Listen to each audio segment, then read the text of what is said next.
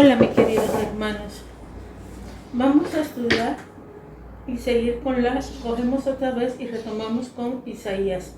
Vamos a seguir estudiando porque es necesario aprender a comprender la Biblia. Isaías 38:1 al 44:23. Acuérdate que tú tienes que buscar las citas bíblicas. En estos capítulos nos introduce al estudio de la última sanción principal del libro de Isaías. La primera va del capítulo 1 al 6, contrasta la condición corrupta del pueblo con el plan glorioso que el Santo de Israel tiene para este. La segunda, capítulo 7 al 37, enfoca la necesidad de confiar en Jehová aún estando en medio de la crisis de la vida. La enseñanza oscila entre la condenación por la incredulidad y la bendición que espera el pueblo de Israel. La nación pagana que está predominando en estas sesiones es Asiria. La tercera división va del capítulo 38 al 66, presenta un cambio totalmente radical. En estos capítulos el énfasis se pone en la conversión y consolación. El soberano santo salva a los suyos y le proporciona el consuelo que necesita. La condenación está presente, pero no tanto como en las sesiones anteriores. La palabra clave de esta división es consolación. Este concepto se encuentra 15 veces en los capítulos y solamente 2 veces en el resto del libro. La liberación del pueblo produce la consolación del mismo. La nación pagana que destaca más en esta sesión es Babilonia. En cambio tan radical del énfasis ha hecho que muchos crean que fue otro autor el que escribió esta sesión del libro. Esta conclusión no es necesaria cuando tomamos en cuenta que los temas que trata son los mismos. Los cambios es el enfoque. La comprensión de estos capítulos tiene que tomar en cuenta el hecho de que Isaías tenía en mente 2 tipos de audiencia cuando pronunció y escribió estos mensajes. El primer grupo es el de los judíos que habitan en Judá por el año 700 a.C. y que vivían cuando Isaías profetizaba. Seguramente ellos se animan por medio de estas enseñanzas, pero su objetivo principal eran los judíos que estarían en cautiverio en Babilonia unos 150 años después de su pronunciación las profecías de Isaías. Judá fue hecho cautivo por los babilónicos al comienzo del año 606 a.C. y Jerusalén fue conquistada definitivamente en el año 586. La tierra prometida 3 años más tarde. En los últimos capítulos de Isaías, el profeta anuncia que el cautiverio estaba por terminar y el pueblo regresaría a su tierra. Este retorno a la tierra se descubre como un segundo éxodo y por eso hay muchas imágenes del primer éxodo en esta sesión. Después de la introducción histórica, capítulos 38 y 39, la parte final de Isaías puede dividirse en 3 secciones. Capítulo 40 al 48, liberación, libertador y liberados. Capítulo 49 al 55, propósito de paz, príncipe de paz y programa de paz. Y el capítulo 56 al 66, consolación, cruz y corona. Capítulo 38, 1 al 39, 8, historia. El propósito de estos 2 capítulos es identificar a la nación opresora que lleva al cautiverio a Israel como disciplina enviada por Dios debido a su rebelión. Desde el capítulo 39 en adelante sabemos que Babilonia es la protagonista pagana. En primer lugar, debemos notar cronológicamente los capítulos 38 y 39 sucedieron antes del capítulo 36 y 37. Orden de los eventos es A. La enfermedad y curación de Ezequiel. B. La visita de los babilónicos, capítulo 39. C. La derrota de Sennacherib y los asirios, 36 y 37. Es probable que los 3 acontecimientos acontecieran alrededor del año 701 a.C. e Isaías cambió la orden a registrarlos con el fin de lograr su propósito. La confianza de Sennacherib, 38, 1 al 22. El rey se enfermó de muerte. El rey Ezequías se enfermó de muerte ante la invasión de Sennacherib. Su confianza se manifestaba en la oración que hizo al Señor pidiendo salud. Su fe fue honrada y la vida de Ezequiel se extendió por otros 15 años, versículo 1 al 8 y 21 al 22. La sanidad fue ocasionada para que el monarca compusiera el salmo de acción y gracia, versículos 9 y 20 al 20. La presunción de Ezequías 39:1-8. Merodach-Baladán se aprovechó de la coyuntura para enviar una comitiva a Jerusalén. Recuerde que en esta época Babilonia era provincia de Asiria.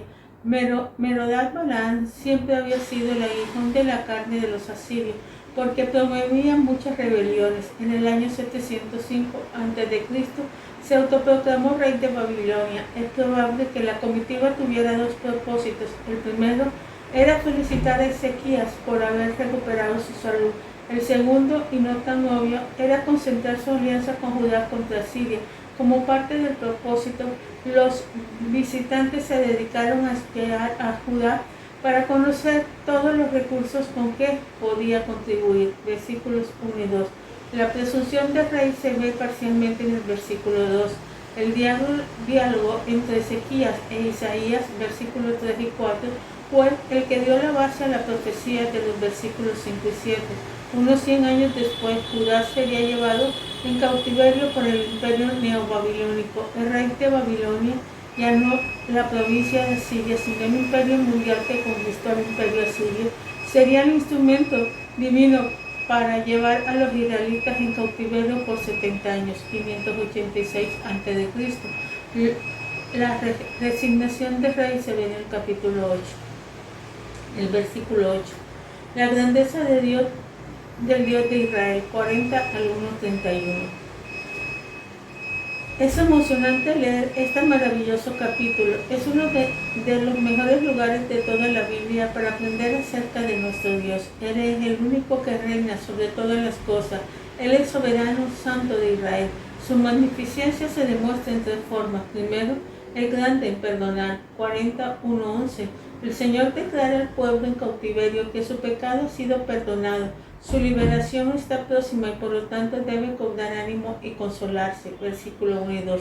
Los versículos 3 al 11 mencionan a tres voces o testigos que declaran que Jehová hará lo necesario para traer a su pueblo de regreso a su tierra.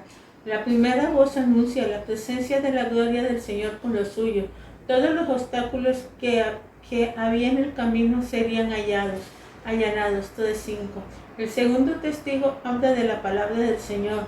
Lo que él prometió se cumplirá porque los hechos de Jehová permanecerán para siempre. 6:8. La última convocación se enfoca en la protección del Señor. El pueblo regresaría a Sion y sería amparado por su Dios, que es a la vez guerrero y pastor. Versículo 9 al 11. No hay duda alguna, el Santo de Israel lo había perdonado y lo devolvería de regreso a la ciudad santa. Es evidente que el cumplimiento final de estas promesas se verán en el reino mesiánico. El grande es comparado con otros, 40:12-21. La majestad del Señor se describe en los versículos 12 al 17. Se aprecia especialmente su omnipotencia y omnisciencia. La conclusión al que llega el profeta es que Dios majestuoso no se puede comparar con ninguno de los dioses de este mundo. Versículos 18 al 21. La idolatría se hace insostenible frente a la grandeza del único Dios vivo y verdadero. Él es grande por sus obras. Versículos 40, 22 al 31. El profeta hace hincapié en tres aspectos de la obra de Abraham. A. Controla todas las cosas, 22-25, y es el creador de todo lo que controla, 26-28. B. Es creador soberano, fortalece a los suyos para que realicen su propósito, 29-31. Por lo tanto, C. Este es el Dios que sacará a su pueblo de Babilonia y se lo llevará a la tierra prometida, aún los más débiles si confían en él, haciendo el viaje sin fatigarse. La fidelidad del Dios de Israel, 41 al 42:9. El pueblo que estaba esclavizado tendría a dudar de la fidelidad de Jehová. En esta porción de Isaías descubrimos 5 formas en que el Omnipotente les asegura la fidelidad aún en medio de las circunstancias más obvias, usando a los paganos para realizar su propósito, 41:1-7. El Señor invitó a los pueblos a contemplar su obra. Versículo 1. La pregunta clave es ¿quién? El justo que vendría del oriente. Versículo 2 sería Ciro. Y a los versículos 2 y 3 se describe sus movimientos y conquistas. ¿Quién lo controlaba y usaba para sus propósitos? Solo Jehová. Versículo 4. Él movilizará a las naciones para demostrar su fidelidad a su pueblo. La nación pagana reacciona a los movimientos de Ciro, como se describe en los versículos 5 al 7. Se llenan de terror y espanto, versículo 5. Se unen entre sí para tener mayor fuerza, versículo 6. Y confían en sus ídolos, que no los pueden ayudar, versículo 7. Al ver estos movimientos, el pueblo esclavizado de Israel debería comenzar a regocijarse, porque será la señal de que pronto serían liberados. Reconocimiento del lugar de privilegio que Israel ocupaba en su plan. 41:8-9. Dios le confirma que su pueblo elegido porque había sido escogido en Abraham. Además de haber sido seleccionados, el Señor consideraba a Israel su siervo. Aún en el cautiverio no los había desechado como tal. Confirma su presencia y ayuda. 41 al 10-20.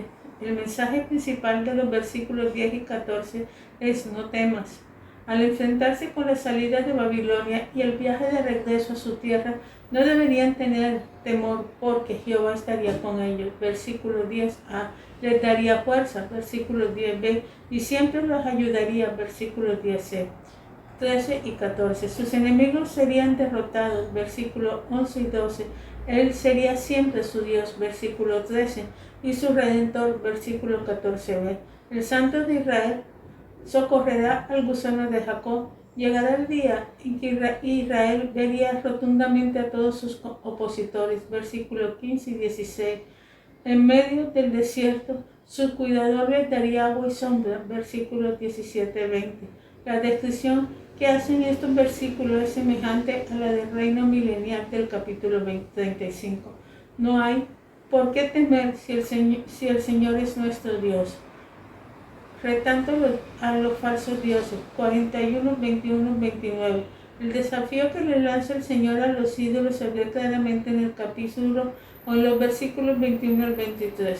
Lo único que pide es que predigan el futuro y que cumplan lo profetizado.